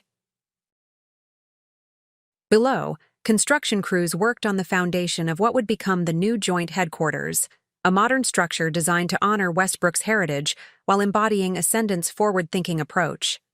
So much had changed in those 3 months. The integration teams had moved from cautious collaboration to genuine innovation. Client retention had exceeded our most optimistic projections. The market had responded with enthusiasm to our combined offerings, driving share prices for both companies to record highs. Most surprisingly, Elaine had announced her retirement from active management, though she retained her board seat. Her public statement cited a desire to make room for new leadership during this transformative period, a gracious framing that belied the private reality of her grudging acknowledgement that the tide had turned decisively against her opposition. My phone chimed with a calendar alert. Jonathan's Memorial Garden dedication, 2 p.m. Exactly 1 year had passed since his death, and today we would unveil the memorial garden at the Westbrook family estate, a living tribute to the man whose vision had transformed not just 2 companies, but countless lives, including my own. As I gathered my coat and gloves, preparing to depart for the ceremony, Marcus appeared at my office door. "Car's waiting downstairs," he said. "Howard just called. Everyone's assembled at the estate." The drive to Greenwich passed in comfortable silence, both of us lost in memories of Jonathan. When we arrived at the estate, I was surprised by the substantial gathering, not just family and board members, but employees from both companies, clients who had worked with Jonathan for decades, even competitors who had respected his integrity and vision. The memorial garden occupied a secluded corner of the estate grounds, a space Jonathan had often retreated to when seeking clarity on difficult decisions. The landscape architects had transformed it into a harmonious blend of traditional English, garden structure, and innovative sustainable design. Heritage roses grew alongside native prairie grasses. Classical statuary complemented contemporary sculptures. A central water feature utilized cutting-edge rainwater harvesting technology. Like the companies he had shaped, the garden honored tradition while embracing innovation. Howard Montgomery presided over the brief ceremony with characteristic grace, inviting several speakers to share memories and reflections.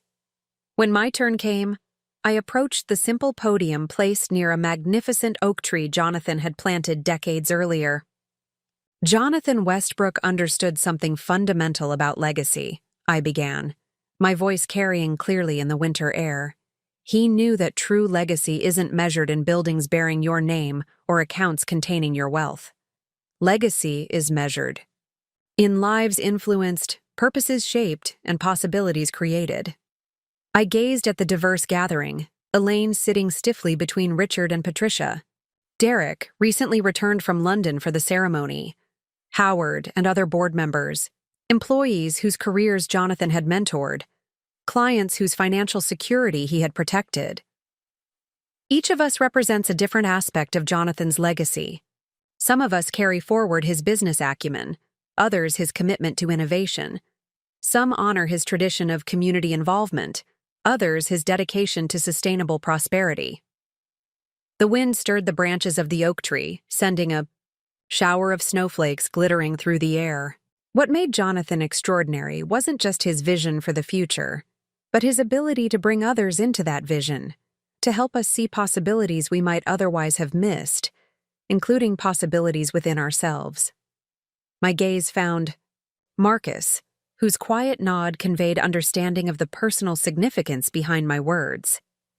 This garden embodies Jonathan's philosophy, that the most beautiful and enduring creations honor what came before while continuously evolving toward what might be. That strength comes not from rigidity, but from thoughtful adaptation. That growth requires both deep roots and reaching branches. As I concluded my remarks, a shaft of sunlight broke through the winter clouds, illuminating the garden in a moment of transcendent beauty. Several people gasped softly at the timing, as though Jonathan himself had offered his approval. Later, as guests mingled during the reception, Elaine approached me, the first time she had initiated conversation since the integration began. "The garden suits him," she said, her voice lacking its usual edge. "He would have approved of the balance you've achieved." "Thank you," I replied, recognizing the significance of her acknowledgement. Balance mattered deeply to him. She nodded, her gaze distant. "I sometimes wonder if I truly knew him at all. 40 years of marriage, and he created an entire company without my knowledge." The vulnerability in her admission caught me off guard. "I think he compartmentalized different aspects of his life," I offered carefully. "It wasn't about deception so much as specialized focus." "Perhaps." She considered this for a moment. "He always said I was better with people than possibilities. I think he meant it as a compliment, but now I wonder if it was a limitation." "Different strengths, not limitations," I suggested. "That's why the integration works. Complementary perspectives creating something stronger than either alone." Something shifted in Elaine's expression, not quite acceptance, but perhaps the beginning of understanding.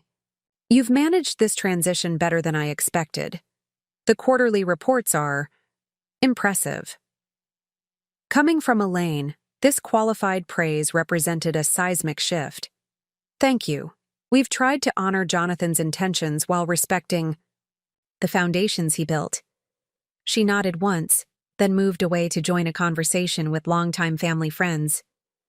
The interaction had lasted barely 2 minutes, yet it represented a breakthrough I had never anticipated. Elaine Westbrook acknowledging, however reluctantly, the legitimacy of the path forward. As the reception concluded and guests began to depart, I found myself alone in the memorial garden, watching the afternoon light play across the winter landscape. Jonathan's presence seemed palpable here, not as a ghost from the past, but as an enduring influence shaping the future. "Quite a day," Marcus observed, joining me on the stone bench beneath the oak tree. Jonathan would have appreciated the symmetry of it all. 1 year of endings becoming a foundation for new beginnings. I smiled, drawing my coat tighter against the winter chill. He always did have a flair for meaningful timing. "What are you thinking?" Marcus asked after a comfortable silence. I considered the question, watching my breath form delicate clouds in the cold air. "I'm thinking about different forms of inheritance. How the most valuable things we receive aren't always visible in wills or bank accounts." Jonathan understood that better than most, Marcus agreed. The $8 million was just a vehicle. The real inheritance was the opportunity to build something meaningful, and the confidence to seize that opportunity. Exactly. I rose from the bench, ready to return to the work that awaited us. The greatest inheritance isn't what's given to you. It's what you create from what you've received. As we walked together through the garden Jonathan had loved, toward the future he had envisioned, I felt profound gratitude not just for the material assets he had entrusted to me, but for the less tangible legacy he had left. The courage to stand firm in my worth, the vision to see beyond immediate obstacles, and the wisdom to transform betrayal into breakthrough. These were the true treasures, worth infinitely more than $8 million or any corporate title. They were the foundation upon which I would build, Not just a successful company, but a meaningful life. Inspirational music rises. When others underestimate you, when they attempt to write you out of the story or diminish your contribution, remember that their limitations cannot become your reality unless you accept them as such. Your worth isn't determined by others' assessment, but by your own conviction and commitment to growth. Every obstacle placed in your path can become a foundation for something greater than what existed before. Every door closed against you creates the opportunity to build your own entryway to previously unimagined possibilities. The most valuable inheritance isn't money or position or power. It's the capacity to envision what others cannot see, and the courage to bring that vision into reality. It's the understanding that true legacy isn't what you accumulate, but what you create and share with others. When you stand firmly in your authentic value, you discover strengths you never knew you possessed. When you refuse to be diminished by others' judgment, you create space for your greatest contributions to emerge. Your story doesn't end with someone else's attempt to conclude it. It continues through your determination to write the chapters they never imagined possible. 2 years to the day after Jonathan Westbrook's will was read in that mahogany-paneled attorney's office, I stood at the podium of the Global Financial Innovation Summit in Singapore, preparing to deliver the keynote address. Behind me, the combined logo of Westbrook Ascendant Financial Partners gleamed on massive screens, the traditional Westbrook oak tree now intertwined with Ascendant's rising phoenix, a visual representation of the transformation we had achieved. The journey to this moment had been extraordinary by any measure. What had begun as Elaine Westbrook's attempt to erase me from the family legacy had catalyzed the most successful merger in recent financial history. Our integrated approach, blending Westbrook's time-tested wealth management with Ascendant's technological innovation, had created a new paradigm that competitors were scrambling to emulate. As I gazed out at the audience of industry leaders from across the globe, I couldn't help but reflect on the magnitude of change these 2 years had wrought, not just in the companies we had transformed, but in me. Distinguished colleagues, honored guests, I began, my voice steady with the confidence that comes from navigating storms and emerging stronger. Today, I want to discuss transformation, not just as a business strategy, but as a fundamental approach to navigating change in an increasingly unpredictable world. The audience leaned forward slightly, attention captured. Financial leaders were always hunting for the next competitive edge, the next strategic insight. 2 years ago, Westbrook Financial Group and Ascendant Technologies existed as separate entities with seemingly contradictory philosophies, one valuing tradition and stability, the other embracing innovation and disruption. Today, as Westbrook Ascendant Financial Partners, we've discovered that these apparent contradictions actually represent complementary strengths. I smiled, remembering the intense negotiations and cultural clashes that had characterized our early integration efforts. This discovery didn't come easily. Meaningful transformation never does. It required challenging deeply held assumptions, abandoning comfortable certainties, and embracing the productive discomfort that precedes growth. The parallels to my personal journey were clear, though I kept them subtle for this professional audience. What we've learned is that resilience isn't about rigidity. It's about responsive adaptation. Legacy isn't about preserving the past. It's about resourcefully building the future using the foundations we've inherited. For the next 30 minutes, I shared specific strategies and outcomes from our transformation process. The audience responded with engaged attention, particularly when I outlined how our integrated approach had produced a 43% increase in client asset growth and a 27% improvement in advisor retention, metrics that spoke directly to the challenges facing the industry. As I concluded my formal remarks, I decided to share something more personal than I had initially planned. Before I take your questions, I'd like to offer a final reflection. The most valuable lesson I've learned through this journey isn't captured in our quarterly reports or strategic plans. It's this: The greatest innovations often emerge precisely when we face our most significant challenges. I paused, allowing the silence to underscore the importance of what followed. When confronted with obstacles that seem insurmountable, we have two choices. We can retreat into the familiar, clinging to what we've always known. Or we can harness that challenge as an invitation to reimagine what's possible. The difference between stagnation and breakthrough often comes down to this single choice. The applause that followed was sustained and genuine. As I moved to the side of the stage for the Q&A session, I noticed a familiar figure entering through the rear doors of the conference hall. Marcus, who had flown in from New York specifically for this event.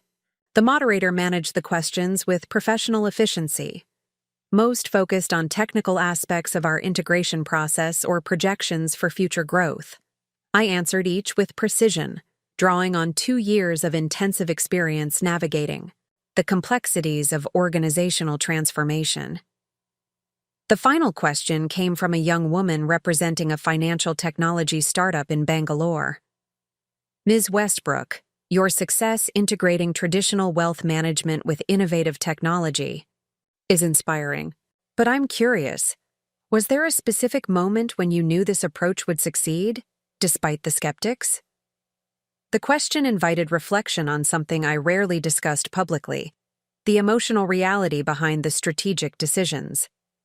There was, I acknowledged after a thoughtful pause. About 6 months into our integration, we held a hackathon bringing together Westbrook's veteran investment advisors and Ascendant's technology developers, groups that had initially regarded each other with mutual suspicion. I smiled at the memory. We challenged these mixed teams to develop solutions for high-net-worth clients concerned about climate impact. The skeptics predicted disaster, cultural clash, communication breakdown, irreconcilable differences in approach. What happened?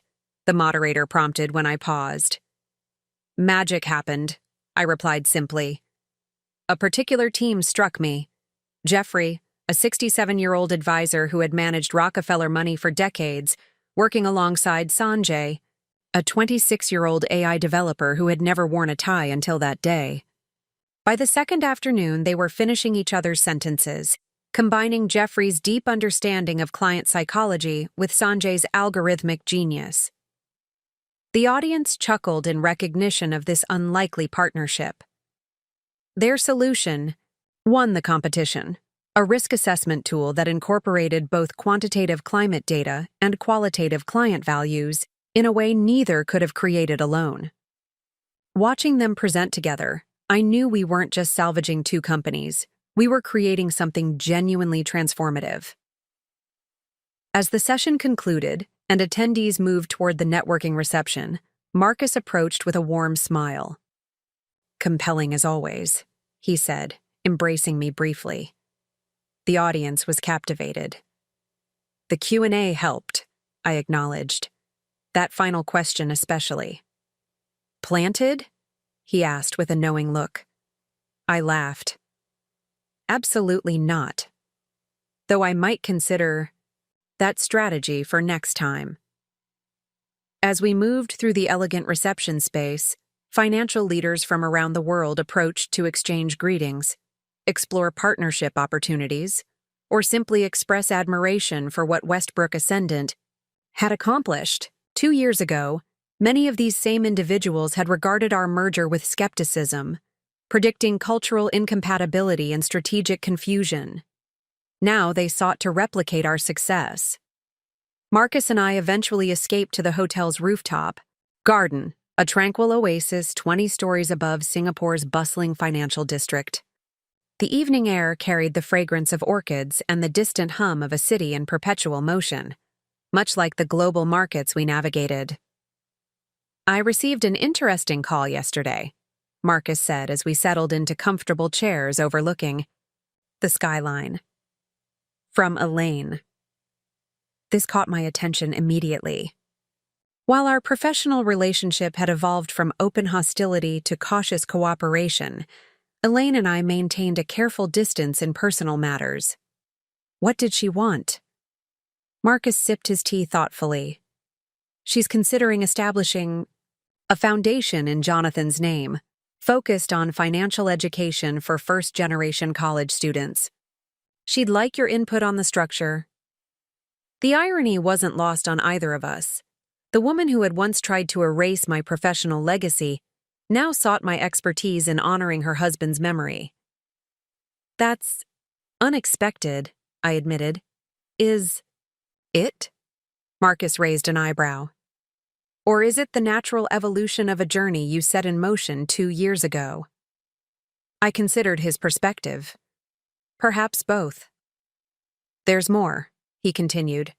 The Foundation's first initiative would be a scholarship program at your alma mater, specifically for students from backgrounds similar to yours.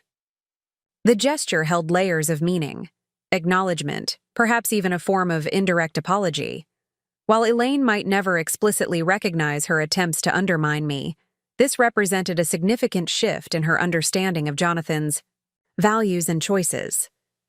I'll call her tomorrow, I decided. It's a worthy initiative. Marcus nodded approvingly. Jonathan would be pleased to see both of you collaborating on something meaningful. We sat in companionable silence for a while, watching the city lights shimmer against the darkening sky. My thoughts drifted to the journey that had brought me to this moment, from the devastation of that will reading to the triumph of the merged enterprise we had built. I received the final divorce decree last week, I said eventually. Derek and I are officially no longer married. The process had taken longer than expected due to complicated asset divisions and Derek's extended assignments in London. Though our personal relationship had ended 2 years earlier, this legal conclusion still represented a significant milestone. How do you feel about that? Marcus asked, his tone gentle. Peaceful, I replied after consideration. The relationship served its purpose in both our lives. Now we've each found different paths forward. Derek had flourished in London, discovering capabilities that had remained dormant during his years in his father's shadow. Our occasional professional interactions remained cordial, even warm at times, the bitterness of betrayal gradually replaced by mutual recognition of the growth our separation had enabled for both of us. You've come full circle, Marcus observed. From being written out of the will to writing an entirely new chapter for the Westbrook legacy. His observation resonated deeply. Not just the Westbrook legacy, I corrected gently. My own as well. The following morning, I woke before dawn, jet lag still influencing my body's rhythms. Rather than fighting it, I embraced the quiet opportunity for reflection, making my way to the same rooftop garden where Marcus and I had conversed the previous evening. Singapore was beginning to stir.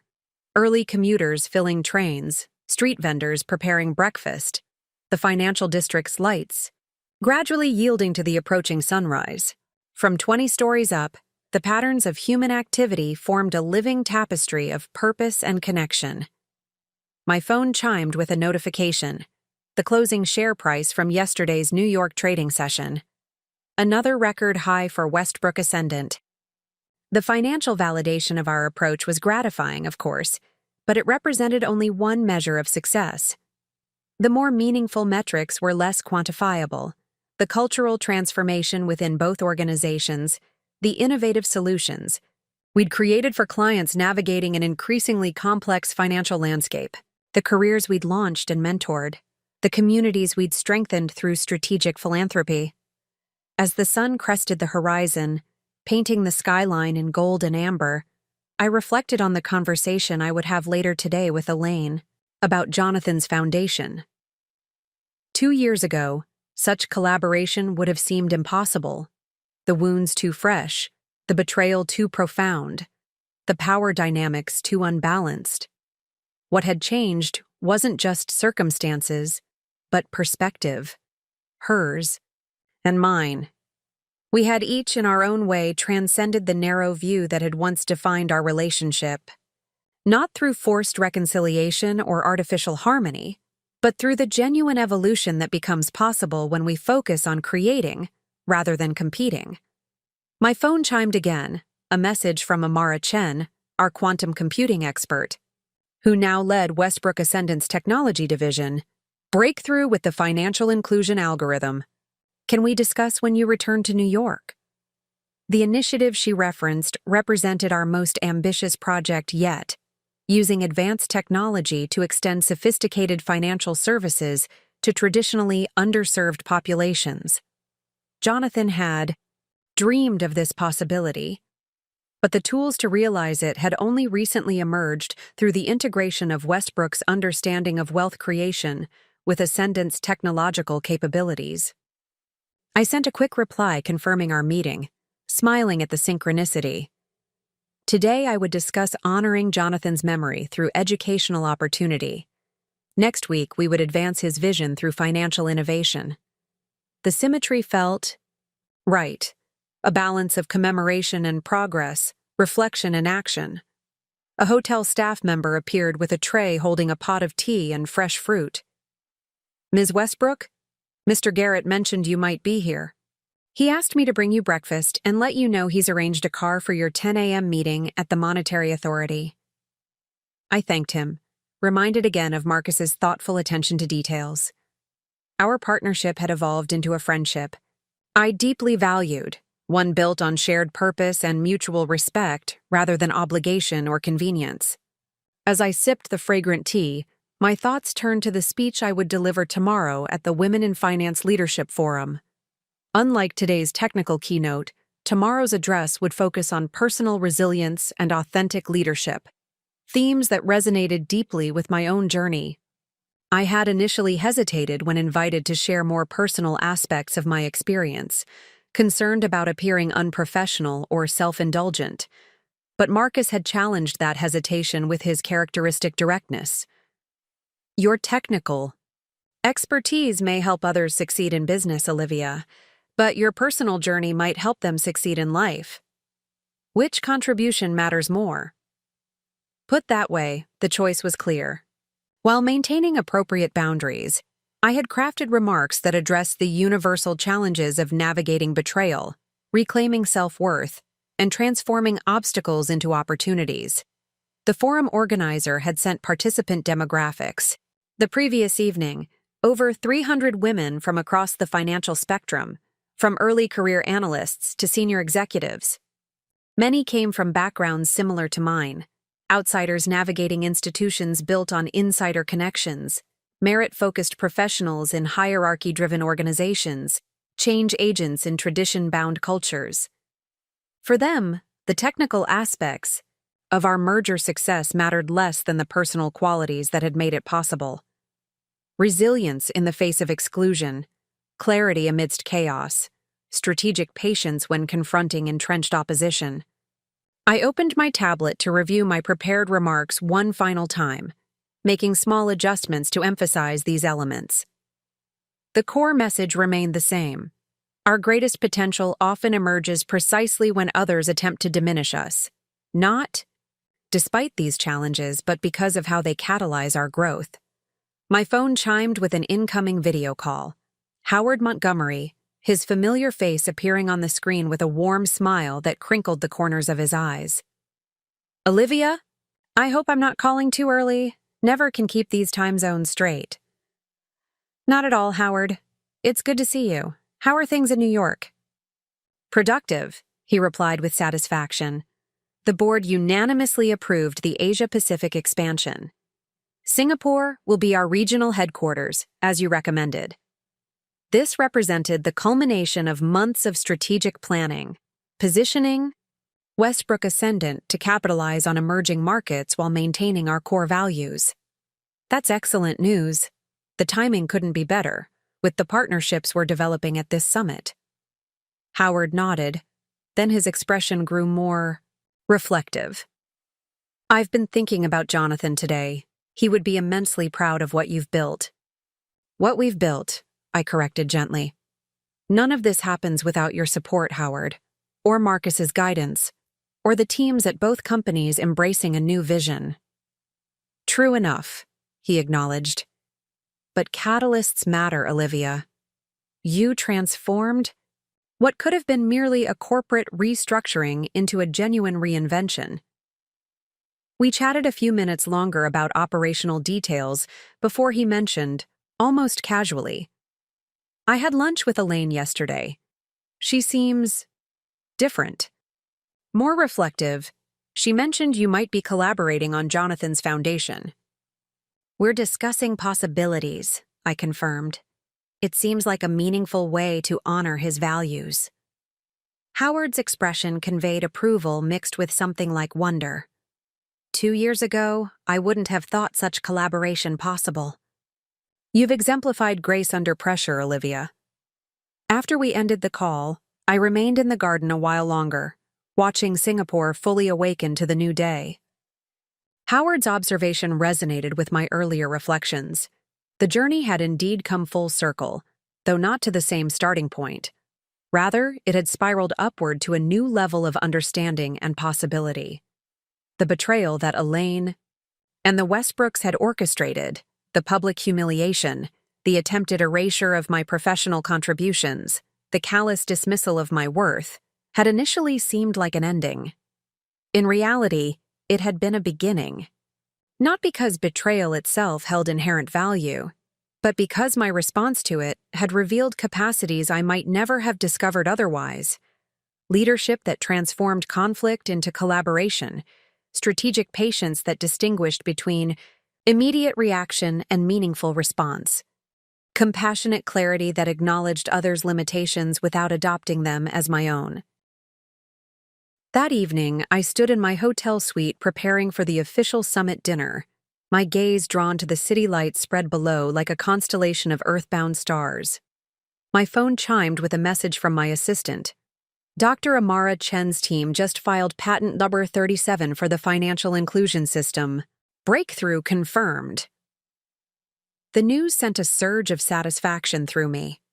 This particular innovation had faced significant skepticism from traditional financial gatekeepers, including initially several Westbrook board members who questioned whether sophisticated wealth management could be effectively democratized. Now the evidence was irrefutable. The algorithms developed by our integrated teams would make previously exclusive financial strategies accessible to millions of people traditionally excluded from such opportunities. As I fastened a necklace Jonathan had given me years ago, a simple platinum pendant symbolizing infinite possibility, I reflected on the transformation these 2 years had wrought. The $8 million hidden account that had initially seemed like Jonathan's parting gift had multiplied many times over, not just in financial terms, but in impact, influence, and possibility. The path hadn't been smooth. The integration had faced resistance at every level, from board skepticism to middle management territorialism to frontline employees fearful of change. We had navigated regulatory challenges, market volatility, and competitor attempts to exploit our transition period. Through it all, the lessons of those first shocking days after Jonathan's will reading had guided my leadership. Stay focused on the larger vision when immediate circumstances seem overwhelming. Transform opposition into opportunity whenever possible. Recognize that sometimes others' attempts to diminish you actually reveal your greatest strengths. The pendant caught the light as I turned toward the door, ready to join the gathering of global financial leaders downstairs. Its infinite loop seemed an apt symbol for the journey I had traveled. Not a closed circle returning to its starting point, but an endless spiral of growth and possibility. Tomorrow, I would speak to hundreds of women navigating their own professional challenges and personal crossroads. I would share not just strategies for success, but insights for transformation. The understanding that our most difficult moments often contain the seeds of our greatest contributions. I would tell them what I had learned through lived experience. That true inheritance isn't measured in dollars, but in determination. That legacy isn't what others leave to you, but what you create from what you've received. That worth isn't assigned by others' assessment, but affirmed by your own conviction and commitment. Most importantly, I would remind them of the truth that had sustained me through the darkest moments of betrayal and uncertainty.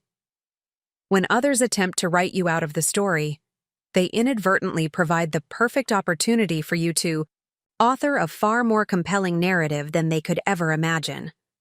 Their limitations need not become your reality. Their dismissal need not diminish your determination.